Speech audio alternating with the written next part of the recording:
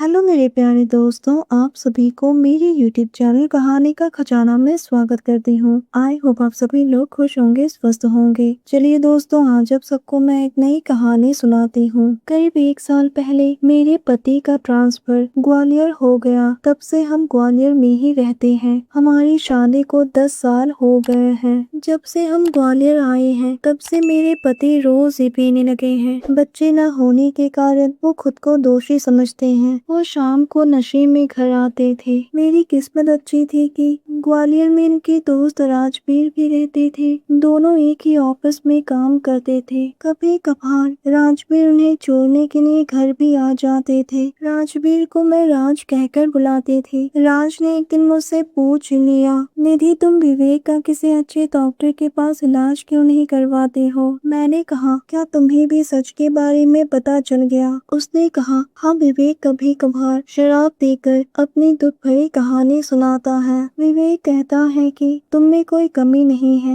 निधि, अगर तुम दोनों चाहो तो बच्चा अडॉप्ट भी कर सकते हो। मैंने कहा, राज मन तो करता है लेकिन विवेक चाहता है कि अगर बच्चा होगा तो मेरे कोख से ही जन्म लेना होगा। अब तुम ही बताओ ये कैसे मुमकिन है? राज ने कहा, अगर ऊपर वाले ने चाहा तो एक दिन वो भी हो जाएगा। और उसके बाद वो अपने घर चला गया। इसी तरह से हमारे दिन बीत रहे थे। मैं अपने पति से कुछ भी नहीं कहती थी, लेकिन एक दिन तो हद हो गई। उस दिन रविवार था। वो कुछ बॉटल लेकर घर आ गए और अपने दोस्त राजवीर को भी बुला लिया। वैसे राजवीर तो कभी कभार एक बैग ले लेता था। दोस्तों, चैनल पर पहली बार आए हैं तो इस वीडियो को लाइक शेयर और सब्सक्राइब करें और एक प्यारा सा कमेंट जरूर कर दें। मेरे पति ने तो उसे दारू ऑफर की, उसने एक बैग ही लिया। मेरे पति तो नशे में धुत हो चुके थे, आंखें लाल हो चुकी थी और वो लड़खड़ाते हुए बोले, निधि आज तुम भी पी लो। जब मैंने मना किया तो उन्होंने मुझे गुस्से से देखा और कहा, पी लो कुछ भी नहीं होता है। मैंने तो एक ही सांस में पूरा बैग ही खाली कर दिया। मेरे पूरे बदन में एक अजीब सी गर्मी फैल गई। बातों ही बातों में मेरे पति भी बेमतलब की बातें करने लगे। उन्होंने कहा, राजवीर मेरी पत्नी दिल की बहुत ही अच्छी है। हमारे शादी को 10 साल हो गए हैं। मैं उसे बच्चा नहीं दे पा रहा हूँ, फिर भी वो मुझे छोड़कर नहीं गई। वो मुझसे बहुत प्यार करती है। राज मेरी ओर देखते हुए कहा, विवेक तू बहुत किस्मत वाला है जो तुझे निधि जैसी पत्नी मिली है। निधि सच में बहुत ही अच्छी है। तभी मेरे पति ने कहा, राजवीर मेरी पत्नी सिर्फ अच्छी ही नहीं है, वो बहुत ही खूबसूरत है और उसका जिस्म बहुत ही आकर्षक है। राजवीर मेरी ओर देखने लगा। मेरे पति ने पूछा, क्यों राजवीर, मेरी पत्नी का जिस्म खूबसूरत है ना, तुम्हें पसंद नहीं आया है क्या? मेरे पति तो अपने होश खो बैठे थे। राजवीर ने घबराते हुए कहा, हाँ विवेक बहुत अच्छा है। पति की बातें सुनकर मेरा चेहरा लाल हो गया, दिल जोर जोर से धड़कने लगा।